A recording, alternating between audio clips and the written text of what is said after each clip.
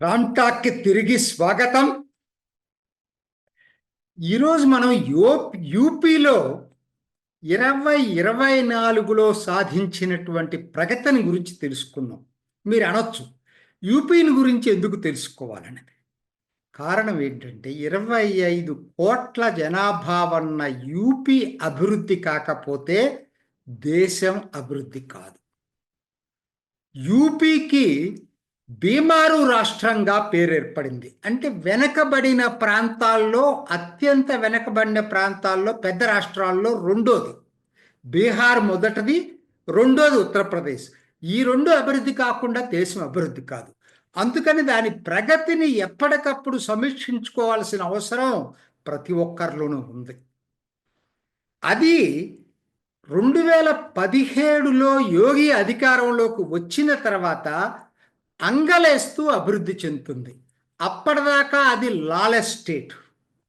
ఇవాళ స్పిరిచువల్ టూరిజానికి ప్రపంచానికే రాజధానిగా తయారవుతా ఉంది. ఇది దాంట్లో వచ్చినటువంటి మార్పు.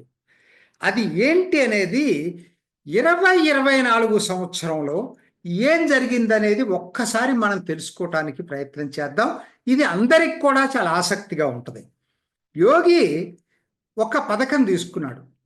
ప్రతి జిల్లాకి ఒక మెడికల్ కాలేజీ ఉండాలని చెప్పి తీసుకున్నాడు.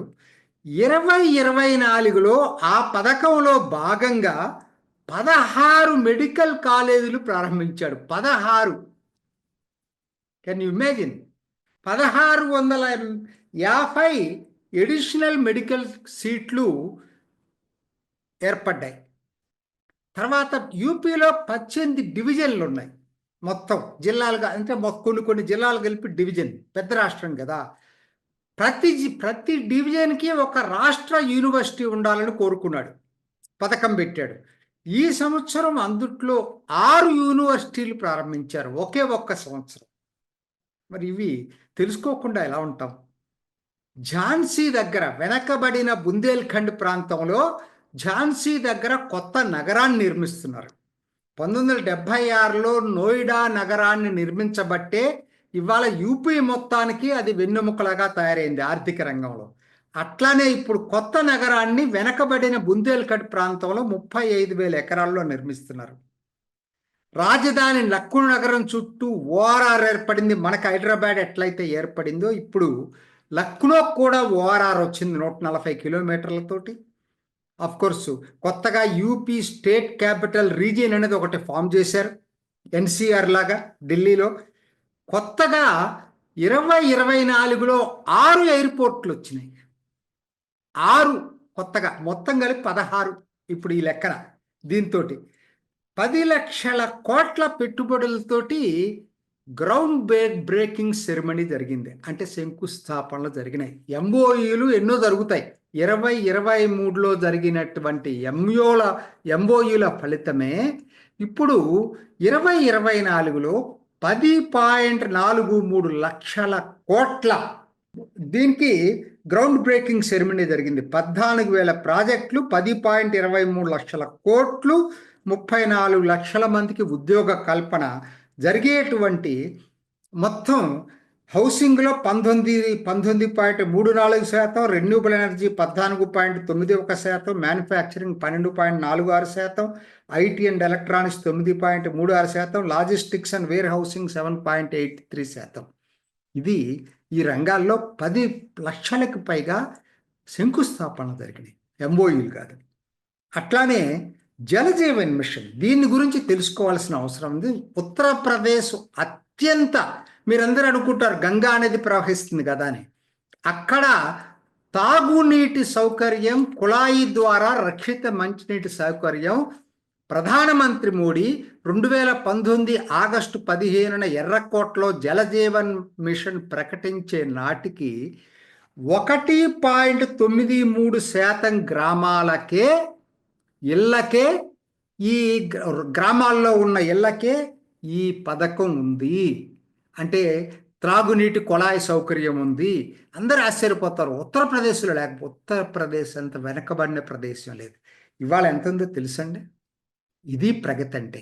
కేవలం 5 సంవత్సరాల్లో 87% పైగా ఇళ్ళకి ఇవాళ కుళాయి సౌకర్యం ఏర్పడింది 87% పైగా. అదే బుందేల్ఖండ్లో అయితే 99% పైగా. అంటే ఆల్మోస్ట్ బుందేల్ఖండ్ మొత్తానికి కూడా అసలు ఎంత కరువు ప్రాంతమైన బుందేల్ఖండ్కి 99% ఇళ్ళకి ఇవాళ తాగునీటి సౌకర్యం ఏర్పడింది. మొత్తం 2,32,63,561 ఇళ్ళకి తాగునీటి సౌకర్యం అంతా కూడా ఈ 5 సంవత్సరాలు జరిగిందేనండి. అప్పుడు నామినల్ 1.93% ఇళ్ళకే ఉన్నాయి ఒకనాడు 2019కి. ఇది అద్భుతమైన ప్రగతిగా చెప్పొచ్చు. తర్వాత మొన్ననే ప్రధానమంత్రి ప్రారంభించిన 40,000 కోట్లతో కెన్ బెట్వా నది అనుసంధాన ప్రాజెక్టు. ఇది కూడా చాలా బుందేల్ఖండ్ అటు ఉత్తరప్రదేశ్ మధ్యప్రదేశ్లో ఉన్న బుందేల్ఖండ్కి ఇది వరప్రసాదం అవుతుంది. అట్లానే మెట్రో సౌకర్యం 6వ నగరంగా ఆగ్రా నగరానికి విస్తరించారు ఈ సంవత్సరంలో. నమో భారత్ రైలు RRTS అంటారు, రీజనల్ ర్యాపిడ్ ట్రాన్స్పోర్ట్ సర్వీస్ అని. అది ఢిల్లీ నుంచి మీరట్ పెట్టాలనుకునే దానికి ఢిల్లీ ఇంకా కనెక్ట్ కాలేదు, ఈ సంవత్సరం అవుతుంది 2025లో. 2024లో వారణి మీరట్కి కనెక్ట్ అయిపోయింది.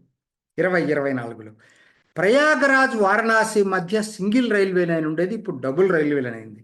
గాజీపూర్ వద్ద బీహార్ బోర్డర్, గాజీపూర్ వద్ద గంగా నదిపై డబుల్ డెక్కర్ రైల్ రోడ్డు వంతెన ప్రారంభమైంది.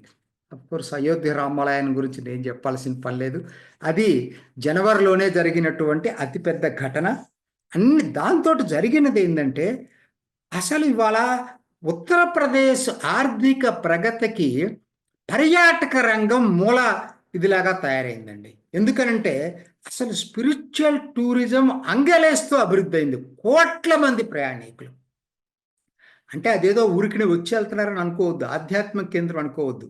యూపీ ఆర్థిక ప్రగతికి గీటురాయి అయింది. ఇక దీనికి అంతటికి కారణం ఒకటేనండి, లా అండ్ ఆర్డర్.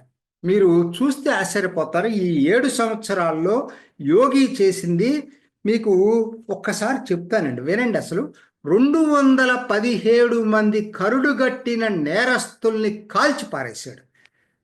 11 రోజులకు ఒకటి చంపినట్టు 217 మందిని కాల్చి పారేశారు. అసలు అది జరగకముందు యూపీ అంటే ఎవడో పెట్టుబడిదారుడు ఎవడో వచ్చేవాడు కాదు, భయపడేవాడు. అంటే మొత్తం అట్లనే గాయపడిన వాళ్ళు 7,799 మంది, 17 మంది పోలీసులు కూడా ప్రాణాలు అర్పించాల్సి వచ్చింది. 1,644 మంది పోలీసులు గాయాలైనాయి. 19,955 మంది వాంటెడ్ క్రిమినల్స్ని అరెస్ట్ చేశారు. 78,977 ముద్దాయిల్ని జైలుకు పంపించడం జరిగింది. 924 మంది జాతీయ భద్రతా చట్టం కింద చర్యలు చేపట్టారు.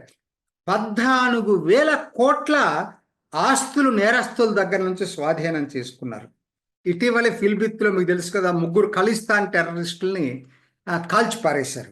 ఎందుకు నేను చెప్తున్నానంటే ఇది లేకుండా ఇవాళ ఈ ప్రగతి సాధ్యం అయ్యేది కాదు. సరే, ఇంకొక ఇంపార్టెంట్ ఏంటంటే నీతి ఆయోగ్ ప్రకటించింది 5.93 కోట్ల మందిని పేదరికం నుంచి బయటికి తీసుకొచ్చారు ఈ 7 సంవత్సరాల్లో. ఇది కూడా చాలా చాలా ముఖ్యమైనటువంటి ఘటన. సరే, దీంతో పాటుగా ఇంకేం జరిగినాయి అని చూసుకున్నప్పుడు 2025కి నేను క్విక్గా చెప్పడానికి ప్రయత్నం చేస్తాను. కొన్ని లక్ష్యాలు పెట్టుకున్నారు, కొన్ని ప్రాజెక్టులు కంప్లీట్ కాబోతున్నాయి 2025లో. ఏమేంటవి? అఫ్కోర్స్ నేను చెప్పాల్సిన పని లేదు. మహాకుంభ్, ప్రపంచంలోని అతిపెద్ద మహాకుంభ్ సంక్రాంతి, నిజం చెప్పాలంటే భోగి నుంచి జనవరి 13 నుంచి మొదలయ్యి ఫిబ్రవరి 26 మహాశివరాత్రి దాకా కొనసాగే ప్రపంచ అతిపెద్ద మహోత్సవం జరగబోతోంది 2025లో. అయోధ్య రామాలయం పూర్తి నిర్మాణం అందుబాటులోకి రాకపోతుంది. అది కూడా ఈ సంవత్సరంలోనే పూర్తిగా నిర్మాణ శిఖరం పూర్తిగా కంప్లీట్ అయ్యి అందుబాటులో రాకపోతుంది. అంతకన్నా ముఖ్యమైనది 24-25 ఆర్థిక సంవత్సరానికి యోగి తీసుకున్న లక్ష్యం ఏంటి తెలుసా? జీడిపి 32 లక్షల కోట్లు. ఇప్పుడు ఎంత ఉందనుకుంటున్నారు? ఇప్పుడు 25.48 లక్షల కోట్లు ఉంది 23-24కి.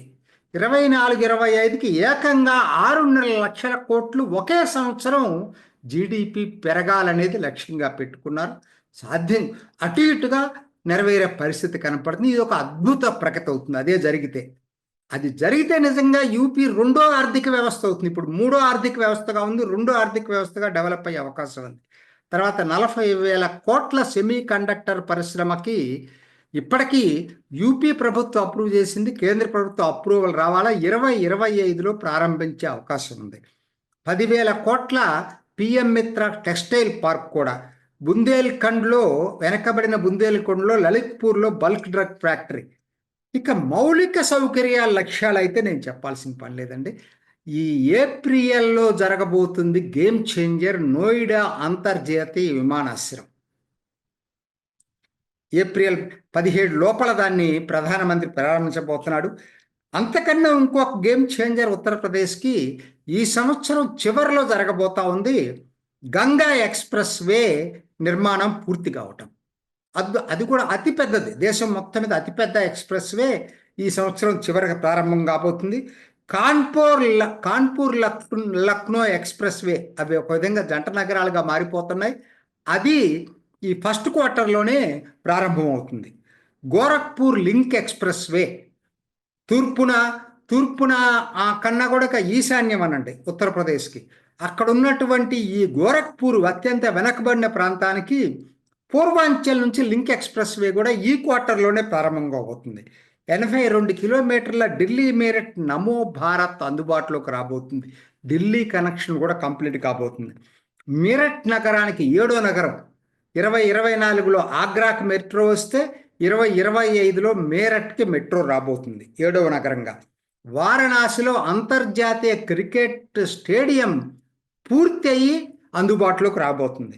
గంగాపై ప్రయోగరాజ్ వద్ద కేబుల్ బ్రిడ్జి, అట్లనే వారణాసిలో మొట్టమొదటి అర్బన్ రోప్వే రాబోతుంది. నేను ఇవన్నీ ఎందుకు చెప్పాల్సి వచ్చిందంటే, ఇంకొకటి పర్ క్యాపిటా ఇన్కమ్ బాగా వెనకబడిన ప్రాంతం అన్నా కదా, అది బీహార్లో దాదాపుగా 50,000 ఉంటే ఇక్కడ చాలా తక్కువ ఉండేది. ఇప్పుడు అది ఈ సంవత్సరం ₹1,00,000 పర్ క్యాపిటా ఇన్కమ్ క్రాస్ అయ్యే అవకాశాలు ఉన్నాయి 2025లో. ఇది గేమ్ చేంజర్. ఎందుకంటున్నానంటే, మోస్ట్ హ్యాపెనింగ్ స్టేట్ ఏదైనా ఇవాళ దేశంలో ఉందంటే ఉత్తరప్రదేశ్.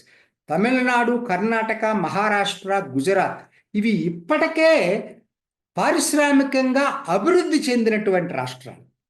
అది కాదు ఉత్తరప్రదేశ్. కొత్తగా అభివృద్ధి చెందుతున్న రాష్ట్రం, మిరకిల్ సృష్టిస్తున్నటువంటి రాష్ట్రం ఉత్తరప్రదేశ్. మోడీ చెప్పినట్టు తూర్పు ప్రాంతం అభివృద్ధి అయితేనే దేశం అభివృద్ధి అవుతుంది. ఉత్తరప్రదేశ్ లాగా బీహార్ కూడా ఎప్పుడు అంగలేస్తూ ఆర్థిక వృద్ధి సాధిస్తుందో తెలియదు, కానీ యూపీ వరకైతే మాత్రం ఖచ్చితంగా దేశ ప్రగతిలో ఒక మైలురాయి చోటు చేసుకోబోతుంది యూపీ ద్వారా. రెండు సార్లుగా యోగి సీఎం కావటం అనేది ఇవాళ చరిత్రలో నిలిచిపోయే ప్రగతికి యూపీకి అవకాశం దొరికినట్టయింది. బలమైన యూపీగా తయారు చేయటంలో యోగి పాత్ర చరిత్రలో నిలిచిపోతుంది. ఇది ఈనాటి రామ్ టాక్. ఇంకొక ఎపిసోడ్లో మళ్ళా కలుసుకుందాం. నమస్తే. చూసారు కదండి, మరి ఈ వీడియో కనుక మీకు నచ్చినట్లయితే ఒక లైక్ కొట్టేసి మీ అభిప్రాయాన్ని కూడా కామెంట్ బాక్స్లో తెలియజేస్తూ ఇలాంటి ఇంట్రెస్టింగ్ అప్డేట్స్ కోసం మా ఛానల్ని సబ్స్క్రైబ్ చేసుకోండి.